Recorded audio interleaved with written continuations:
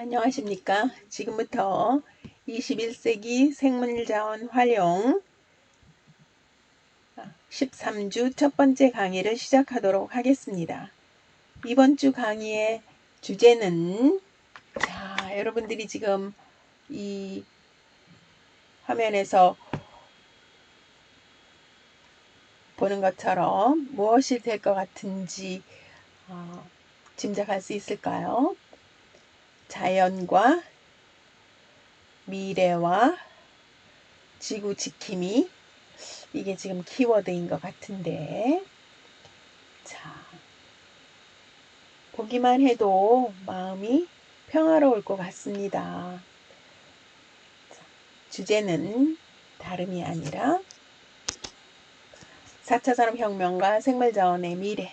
그래서 이번 강의는 4차 산업혁명과 생물자원 미래 파트 1에서 인류와 생물자원을 다루도록 하겠습니다. 그러니까 4차 산업혁명,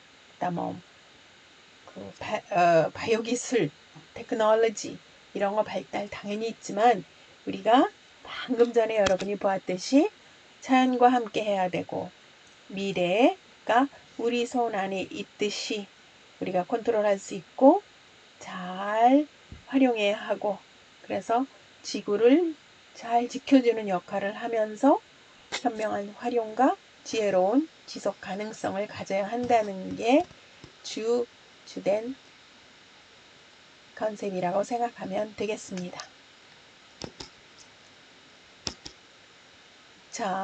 크게 4가지 측면에서 우리가 다뤄볼 것입니다. 인류와 생물자원이라는 내용을. 그래서 첫 번째, 4차 산업혁명과 유용한 생물자원. 이어서 인류와 생물자원, the next 20 years, 20년 후의 세상까지도 또는 그 이후까지도 보면서 이야기를 나눠보도록 하겠습니다. 그리고 유용생물자원의 데이터베이스화 및 보전과 관련하여 설명하고, 끝으로 생물자원과 더불어 사는 인간이라는 주제가 전개됩니다.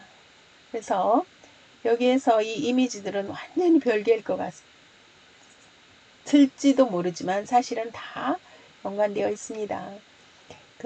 자연에 있는 이런 자원, 생물자원들이 우리의 미래가 될 것이고, 오늘날에는 4차 산업혁명과 모든 것들이 다 초연결이 되어 있죠. 말 그대로 다 나열이 되어 있지만 서로 연결이 되어 있어요. 이러한 자연과 초연결성이 어우러져서 우리의 미래가 우리 앞에 전개되는 세상에 우리가 잘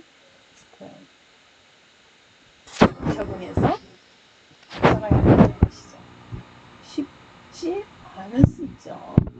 어렵다면 어려운데 여러분들이 이러한 주제를 한번 생각해보는 계기가 되었으면 합니다. 4차 산업혁명과 유용한 생물자원. 인류가 생명체를 대상으로 과학적인 연구를 시작한 것은 수백 년을 거슬러 올라가는 오래전의 일이지만, 순수한 생명과학이 인간의 생활과 이윤 창출에 직접적인 도구가 되거나 그 과정에 도움을 주는 일은 비교적 최근에야 가능해진 일이죠. 약품이나 질병 치료, 신약 개발 같은 의학이나 작물 재배, 식량 증산, 품종 개량 등등 이런 농업, 그래서 의학이나 농업 등은 실용성이 본래의 목적이에요. 그래서 당연한 일이에요. 이렇게 이윤 창출에 직접적으로 활용이 되거나 쓰이는 것은. 하지만 생명과학 그 자체는 생활의 편리성이라든가 경제적 이윤 창출이라는 측면과는 거리가 멀어 보였던 분야이지요. 하지만 생물 구성의 기본 단위인 세포에서 유전 물질인 DNA가 발견되고 그 응용 가능성이 밝혀지면서 사람들은 생물계 전 영역에 걸친 생명과학에 특별한 기대를 갖게 되었습니다. 인류의 삶에 필요한 의식주는 물론이고 오늘날처럼 평균 수명이 길어져서 특히 건강 증진이라든가 그 발전에 연계시키려는 적극성도 한층 고조되고 있습니다. 그러니까 요즘은 건강에 대해서 아주 사람들이 관심이 많고 평균 수명도 예전에 비해서 아주 많이 길어졌죠. 그래서 이런 것들을 적극적으로 사람들이 대하는 영역으로 생명과학이 급부상했다는 것이죠. 그래서 이런 DNA 발견하는 것에서 끝난 것이 아니라 어떻게 응용하느냐. 그 바이오테크가 접목이 돼서 신종을 만들어주고 품종이 개량하고 기능성이 고부가 가치의 이런 식으로 또 난치병, 불치병 치료, 유전자 치료, 크리스퍼 유전자 가위 등등등 이 생명과학과 연계된 많은 측면들이 급부상해서 우리 생활 속으로 또는 우리 주변에 가까이 다가와 있습니다. 20세기 말 의학과 바이오 기술은 놀라울 정도로 발전을 거듭했습니다. 그래서 생명의 코드인 DNA를 조작하는 기술은 이제 21세기 바이오테크놀로지의 핵심 기술이 되어 있는 상태입니다. BT의 발전은 이후의 21세기에도 향후에도 계속될 것이죠. 될 것이며 이로 인해서 미래 사회도 지금과는 다른 양상을 보일 수 있습니다. 크게 달라질 수도 있고요. 예를 들어서 유전자 변형이나 인공장기 개발 등의 바이오 기술이 인류에게 미칠 영향 매우 클 것이라고 많은 이들이 예측하고 있습니다. 요즘의 SF 영화들은 예전하고 많이 다르죠. 완전히 다른 차원으로 전개되기도 하죠. 이러한 주제들이 진일보하여 완전히 다른 차원으로 가면 옆에서 여러분들이 볼 수 있는 것처럼 오른쪽에 있는 게 우리가 알고 있는 말벌이라고 칩시다.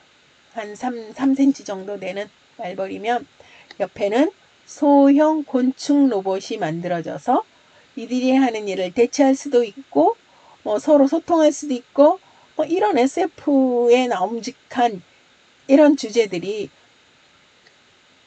컴퓨터 그래픽이라든가 실제로는 곤충 로봇을 만들어서 그런 시도를 한다든가 상상 속에 있던 주제들이 다 펼쳐질 수 있는 세상으로 갈 수 있다는 얘기죠. 급변하는 BT가 바이오테크놀로지가 불러올 새로운 문제들을 통해 무심코 대하던 것들에 대해서 다시 생각해보는 기회를 갖는다면 오늘의 강의 이런 주제들은 또는 앞으로 이 사회에서 전개되는 이런 영역들이 뜻깊은 일이 되지 않을까 이런 생각이 듭니다. 유전자 변형 산업이 특히 미생물을 대상으로 한 영역에서 가시화되면 우리 주위의 일상에서 많은 도움을 받는 일이 발생할 것입니다. 바이오 기술을 이용하면 오염된 유기물 쓰레기를 소각 없이 처리할 수 있고 소각할 때 이 미세먼지라든가 유해물질들이 공기 중으로 방출될 수 있잖아요.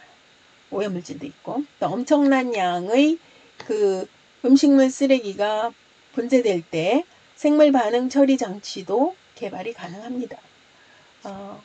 지구상에 약 75억 명의 사람들이 있는데 먹고 마시고 쓰고 등등등 음식은 반드시 먹어야 되니까 쓰레기 나오지 않습니까? 그거 어떻게 처리합니까? 이런 것들을 미생물이 처리하게 한다든가 또는 그렇게 할 수 있는 생물 반응 처리 장치를 만드는 등등 하면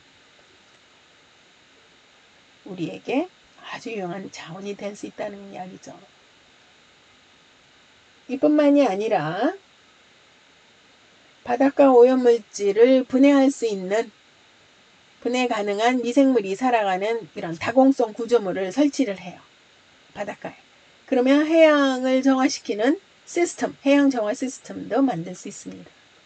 또 광합성 능력이 뛰어난 유전자를 해조류나 식물 플랑크톤에 삽입을 해요. 여기서처럼 이런 광합성을 할 수 있는 그 플랑크톤이나 뭐 녹조류 같은 뭐 해캄, 스피로자이라 같은 이런 종류들의 이런 광합성 능력이 더 뛰어난 유전자를 삽입시켜줘요. 그래서 해양에 뿌려줘요. 그래서 그러면 공기 중에 이산화탄소 계속 없애주고 산소를 방지시키고 지구온난화를 방지할 수 있는 등등의 방법도 가능해질 수 있습니다. 그러므로 바이오 기술을 통한 유전자 변형은 언급되었듯이 이미 의약품, 뭐 항생제, 유용물질인 인터페론, 이런 기타 치료제 등의 의약품과 유용물질인 호르몬, 뭐 성장 호르몬, 인슐린 등 단백질 등등 호르몬 뭐 등의 대량 생산 또는 농작물, 동물 식물을 비롯해서 품종 개량 등에 적용되고 있음은 앞선 강의들에서 이미 소개된 바 있습니다. 자, 오늘날의 화두에서 빼놓을 수 없는 단어가 바로 4차 산업혁명 시대라는 거 할 수 있죠. 우리나라는 세계에서 4차 산업혁명이라는 단어를 아주 많이 사용하는 나라 중 하나라고 합니다. 실제로는 세계에서 2위라고 하는데 유럽의 어느 나라가 1위고 우리나라가 두 번째로 많이 쓰는 나라라고 했습니다.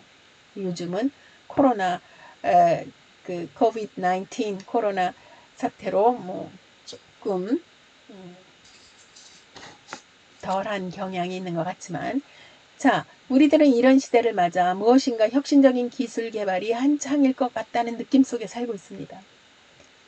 4차 산업혁명은 첨단의 다양한 기술 분야들이 연결되고 융합되며 새로운 결과가 도출되는 사회적인 변화를 일컫는 용어가 되고 있습니다. 예를 들어서 AI, 인공지능이죠. VR, Virtual Reality, 가상현실, Internet of Things, 사물 인터넷, 로봇, 자율주행차, 뭐 5G 뭐 등등등 이런 식으로 과거 상상 속에 머물렀던 주제들이 현실로 확 다가와 있습니다. 들어와 있습니다, 이미. 그리고 언급했듯이 이런 혁신 기술의 시발점에는 나노 기술이 있죠.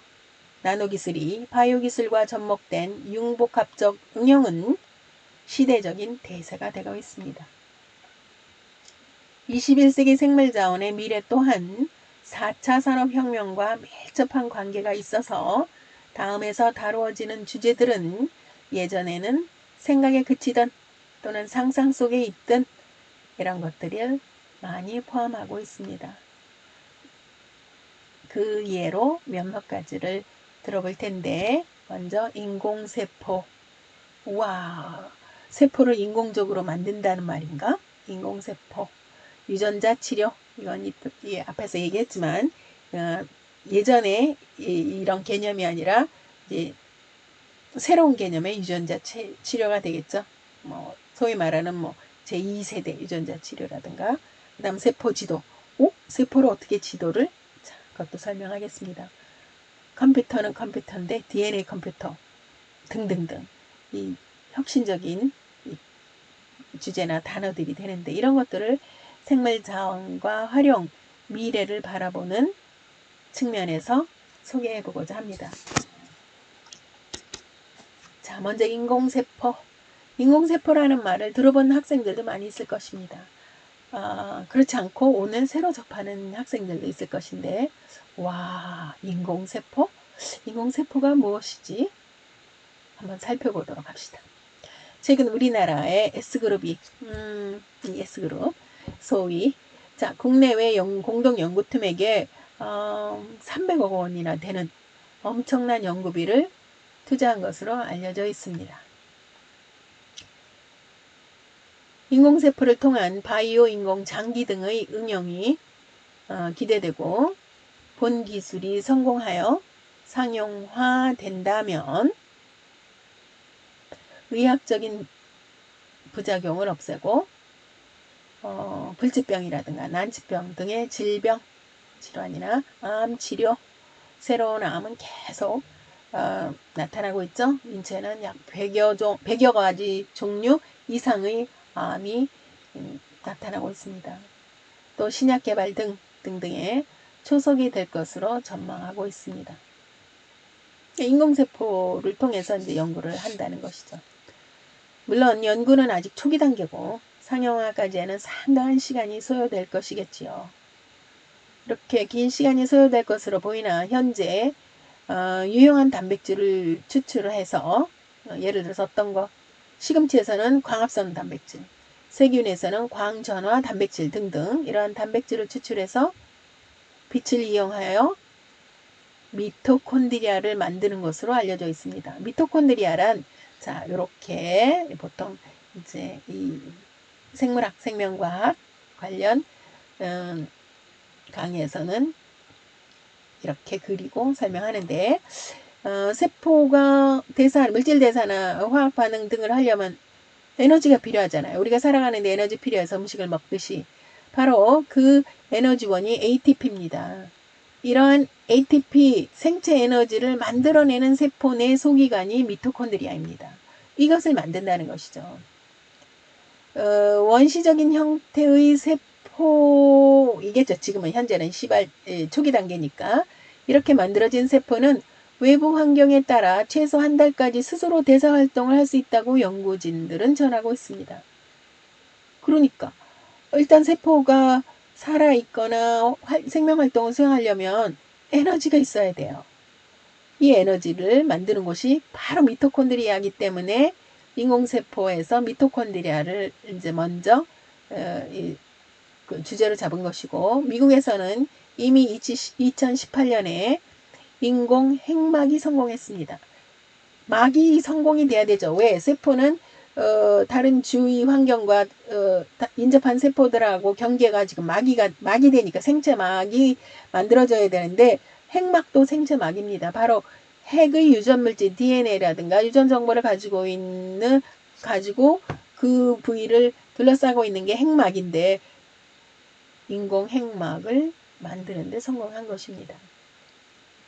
자, 인공세포의 시장의 성장 가능성은 의학적으로나 산업적으로 매우 크기 때문에 해외 보고서에 따르면 이 합성생물학 분야, 바로 이런 인공세포 내 소기관 제작하고 등등 이런 걸 합성생물학 분야라고 하는데 이것도 새로운 용어죠. 사실은 이전부터 있었지만 생명과학에선.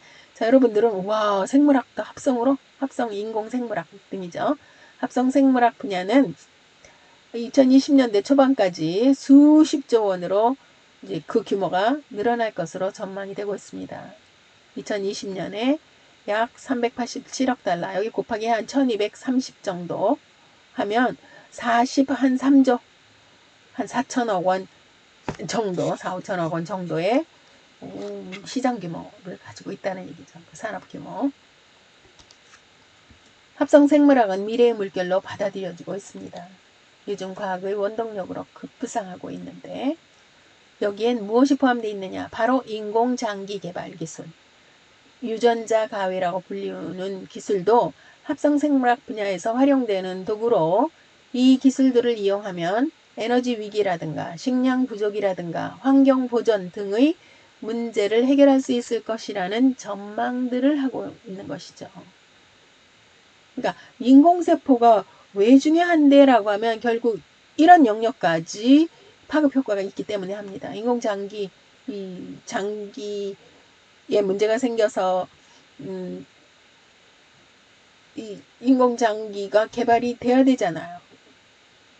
수요 공급이 일치하지 않는 곳이 이 장기 쪽이니까 그다음 유전자 가위 등으로 해서 뭐 불치병, 난치병 치료하고 신약 개발에 필수적으로 쓰이는 이런 것 등등등. 에너지 위기, 식량 부족, 환경 보정 등의 문제를 해결할 수 있을 것이라는 게 중요하죠. 그러나 이 분야는 아직 미개척 분야이고 미확인 상태로 실험이 진행되므로 급격한 성장에 따른 우려도 여러 측면에서 제기되고 있습니다. 당연하죠. 앞에서 언급했던 대로 이런 새로운 측면, 새로운 기술 이런 것들에는 항상 명과 암이 있어서 이런 것들도 당연히 확실한 상태로 하는 것 아니고 미개척 분야이고 이제 시작 단계에 있고 확인이 안 되는 상태에서 진행하는 등등으로 문제가 있을 수 있다는 우려의 목소리 당연히 있습니다. 여러분이 지금 보고 있는 게 미토콘드리아. 이거 이제 세포 속에서 실제로 미토콘드리아, 물론 이제 색을 입힌 건데요. 요게 미토콘드리아 실제로 세포 속이고 왼쪽에 보이는 게 전자현미경으로 관찰한 미토콘드리아. 그래서 동글동글하게 있고 이런 막으로 둘러싸여 있는 이 구조가 세포 내에 세포가 수행하는 ATP라고 하는 에너지원을 만들어내는 세포 내 발전소가 됩니다. 그래서 이것을 먼저 이제 했고 그 다음 두 중요한 핵막도 제가 설명한 등등의 인공세포 이야기입니다. 나머지 그 다음에 세포를 구성하고 있는 소기관들을 하나씩 만들어서 채워 넣으면 인공세포가 돼서 이제 연구를 하겠죠. 다음은 유전자 치료.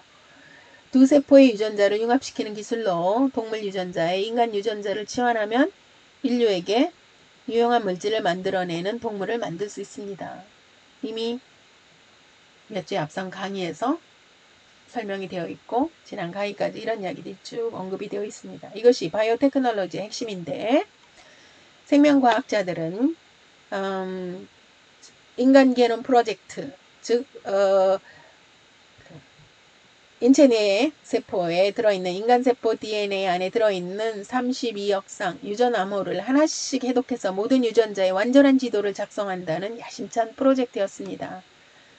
90년에 시작해서 14년에 걸쳐 2003년 어마어마한 돈이 들어가서 국제협력 하에 여러 나라에서 동력 연구를 했죠. 그래서 이 게놈이라고 하는 건 지놈, 유전체는 생물이 세포 속에 가지고 있는 유전 정보 전체를 말하고 인간 유전체 연구의 영향으로 최근 IT, NT, BT 간 소위 말하는 NBIT 융합이 일어나서 고부가 가치 창출에 있어서 엄청난 시너지 효과를 줄 수 있는 신개념 자원들이 되고 있습니다. 이는 인체 게놈의 모든 염기서열 분석하는 프로젝트로 국제인간게놈 서열 컨소시엄이 조직되어 있습니다. 그래서 세계 각국의 유전자 센터나 그 유사한 대학 등등이 이 공동 협력하여 지금까지도 그 프로젝트에 대해 보완 또 결과를 수정 보완 등등등 발표 계속 되고 있습니다. 그래서 세포 내에 염색체 내에 파고 들어가면 더 저 밑단위에는 바로 DNA 이중 나선 구조가 있다는 것이죠. 유전자 치료는 분자생물학의 발전으로 최근에는 많은 질환이 유전자 이상에 의해 초래된다는 것이 밝혀지고 있습니다. 따라서 질병의 치료도 증상에 맞춰 치료하기보다는 이상한 잘못된 유전자 자체를 치료함으로써 치료 효과를 향상시키기 위해 유전자 치료가 시작되었습니다. 초기 유전자 치료는 소수 몇몇 극히 일부 질병에 불과했으나 오늘날에는 많은 질병에 적용되고 있습니다. 이후 유전자 치료는 더 많은 질환을 대상으로 적용 범위를 넓혀서 현재는 전 세계에 있어서 170여 가지 종류 이상의 유전자 치료가 시도되고 있고 이미 그 치료를 받는 환자는 수천 명에 달하고 있다고 합니다. 대상이 되는 질환은 악성 종양이 가장 많고 에이즈, 선천성 대사장애를 비롯한 각종 질환에도 활발한 연구가 진행되는 등 그 적용 범위는 점점 더 늘어나고 있습니다. 이런 인체 관련 연구, DNA라든가 장기, 뇌, 신경계 등등 이 다양하게 일어나는데 가장 많이 되는 게 암, 악성 종양 관련이 되겠습니다. 자, 유전자 시대라고 할 수 있을까요? 과연? 전자생물학의 발전으로 이렇게 유전자 이상이 초래돼서 난치병, 예전에 불치병들 있었던 것들은 이제 유전제 자체로 이상 있는 유전자를 이제 연구해서 치료하겠다는 개념으로 간다는 것이죠.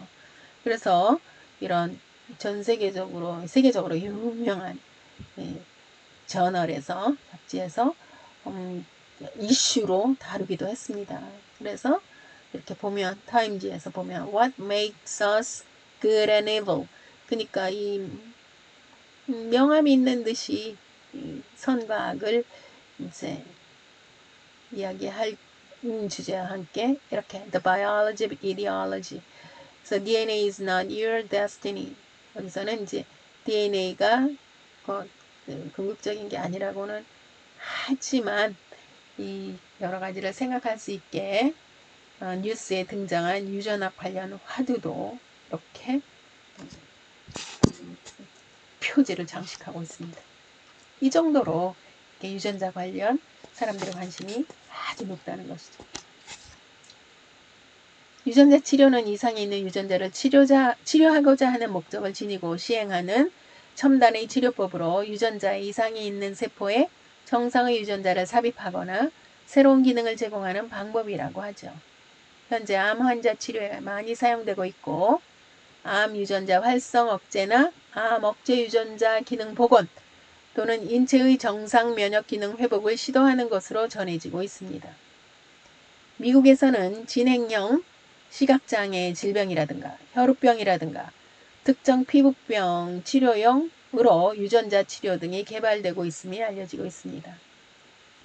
특히 하나의 유전자 문제로 발생하는 질병뿐만 아니라 일반적인 질병, 예를 들어서 알츠하이머, 정상적인 뇌지만 이제 뇌세포가 죽어가거나 베타 아밀로이드라고 하는 특정 단백질이 쌓이면 기억을 상실하고 그 세포들이 그러니까 뇌가 수축이 되고 등등 일어나죠. 그다음 당뇨, 심장병, 암, 여기 세포 분열하고 있는 그 세포들을 보여주고 있고 두 번째 사진은 암이 전이가 일어나서 어디에 문제가 있는가 등등 찾아낼 수 있는데 이런 일반 질병에 대해서도 가능한 유전자 치료법을 찾고 있는 중이라고 합니다. 여기에는 유전자 가위라든가 이제 그 고도의 기술이 접목이 되는데 바로 유전자 가위가 에이즈 완치를 향한 실험에 사용되고 있다고 합니다.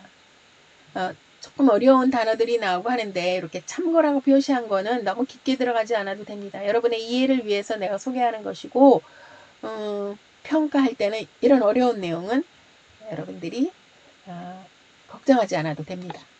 사실은 유전자 가위가 에이즈, 요새 이제 핫한 이슈가 바이러스성 질병 아닙니까? 이 에이즈도 지금 치료약은 물론 백신조차 개발되지 않은 상태인데 그 유전자 가위를 가지고 에이즈를 치료해서 다음과 같은 실험 결과를 얻었다는 것이죠. 2019년 7월 얼마 전에 살아있는 실험 동물에서 그 HIV, 이 에이즈 바이러스 병원체죠. 일종인 HIV1 타입 1의 DNA를 완전히 제거하는 유전자 편집 기술 치료법이 즉 크리스퍼 유전자 가위 기술인데요. 미국 연구팀에 의해서 개발되었음이 전문 학술지에 소개되었어요. 그래서 이제 이 치료법과 또 다른 방법을 썼어요. low action, slow active release, 그러니까 천천히 기능을 수행하면서 그러니까 장기적으로 천천히 기능을 나타내는 이런 치료법을 동시에 사용해서 사람의 T세포를 생성하는 형질 전환 생쥐 실험 쥐에서 면역세포에서 바이러스를 사라지게 한 것이나요. HIV 바이러스가 없어졌다는 얘기예요. 우와, 이거야말로 에이즈에 걸린 사람들에겐 만약에 이게 성공한다면 병원체인 바이러스가 없어져야 에이즈가 해결될 거 아닙니까? 이런 결과가 실험에서는 나왔어요. 현재까지 에이즈 치료는 백신은 고사하고 치료제 없죠. 그래서 단지 병원체인 HIV 바이러스의 복제 능력을 억제시켜서 증상 완화에 머무는 정도의 수준입니다. 현재는. 하지만 이 치료법의 성공은 향후 인체 대상에서 임상시험의 길을 여는 첫걸음이 될 수 있어서 에이즈로 고통을 받거나 목숨을 잃을 수 있는 사람들에게 희망을 주는 계기가 될 수 있을 것입니다. 자, 여러분이 지금 보고 있는 이 에이즈 바이러스 HIV는 RNA를 유전 물질을 가지고 있는 레트로 바이러스 종류이고 아직까지 그 치료법이 개발되지 않고 있습니다. 다음은 세포지도. 세포지도는 인체를 구성하는 35조 개 이상의 35조에서 60조, 100조까지도 얘기하는데 이러한 수많은 세포의 기능과 특성을 체계적으로 알아낼 것으로 예상되는 지도를 만든다고 합니다.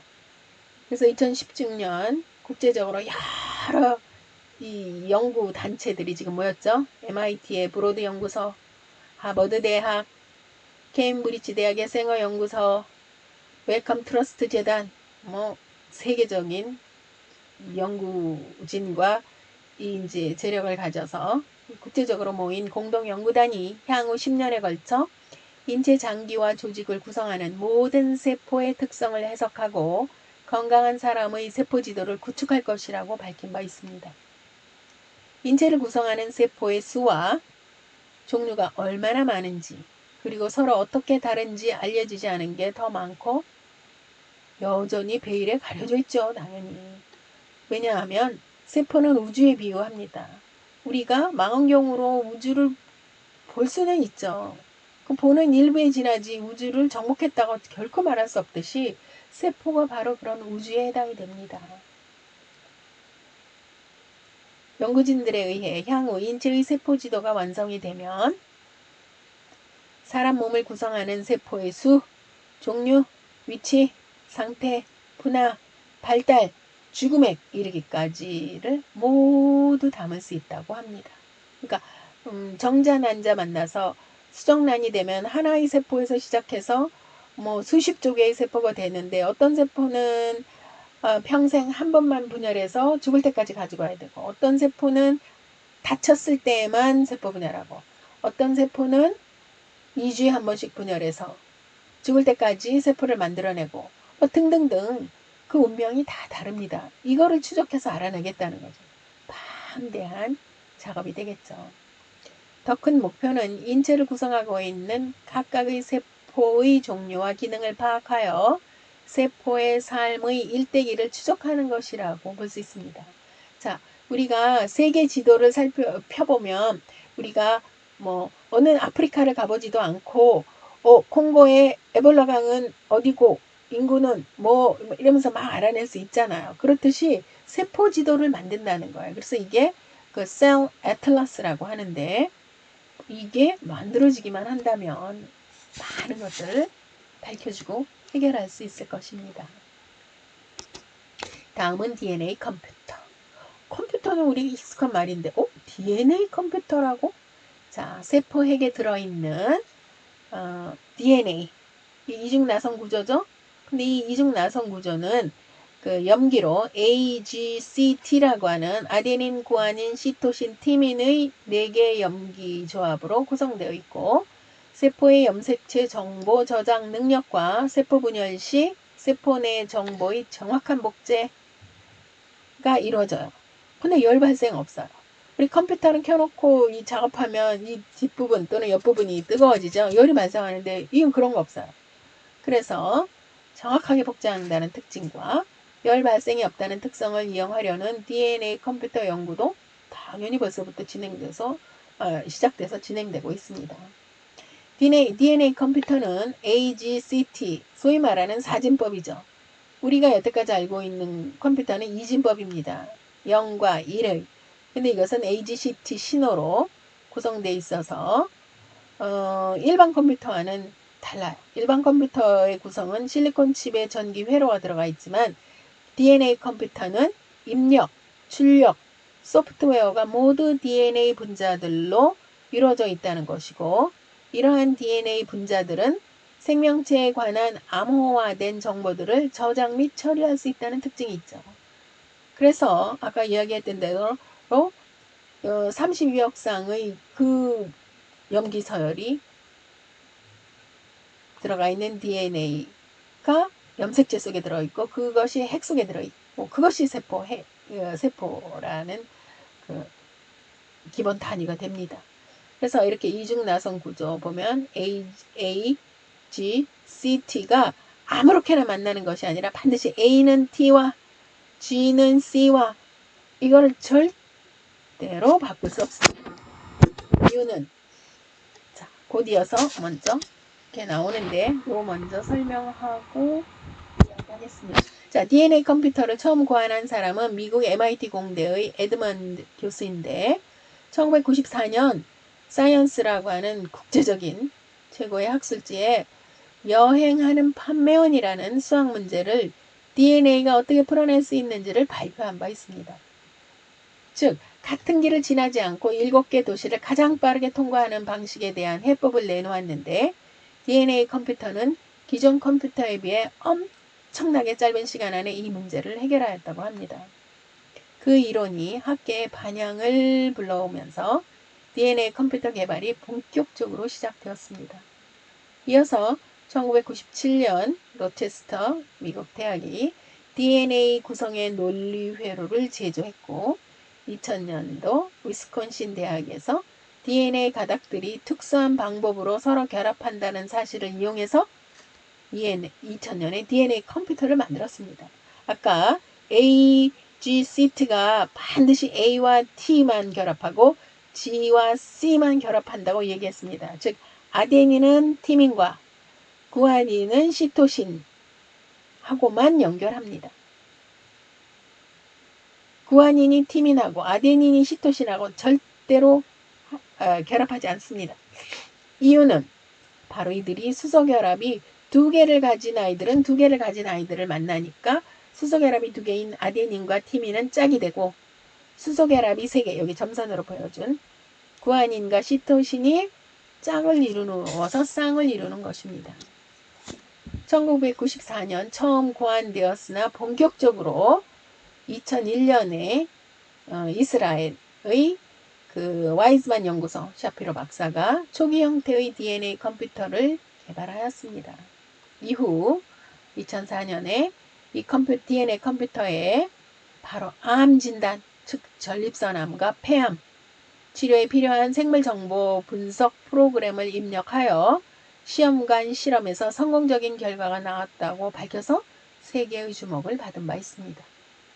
최근에는 수많은 DNA, 1000억 개 이상의 DNA를 신경처럼 연결한 하이퍼 네트워크를 이용해서 인공지능을 만드는 연구, 자, 인공지능 요새 핫 이슈죠. 그래서 엄청난 저장을 할 수 있는 그것을 바로 인공지능을 만드는 연구는 물론이고 DNA를 저장 매체로 지금 여러분들이 하드디스크나 USB 다 갖고 다니면서 많은 그 정보를 저장할 수 있잖아요. 바로 이런 DNA 저장 매체로 쓰려고 하는 연구도 진행되고 있습니다. 그래서 이 인공지능에 바로 DNA 컴퓨터 접목시킨다는 것이죠. DNA는 엄청난 양의 유전 정보 저장하고 있다 그랬죠? 아까 얘기했던 32억 쌍의 정보에 2만에서 2만 5천, 보통 한 2만 1천 개의 유전자, 지인을 가지고 있어서 이제 한 개체를 나타내는데요. 이렇게 DNA는 엄청난 양의 유전 정보를 저장하고 있는데 만약 저장 매체로 사용된다면 DNA 1g 내에는 455 엑사바이트, 엑사바이트는 10의 18승입니다. 그래서 뭐 헥사, 테트라, 기가 저리 가라는 것이죠. 어마어마한 거.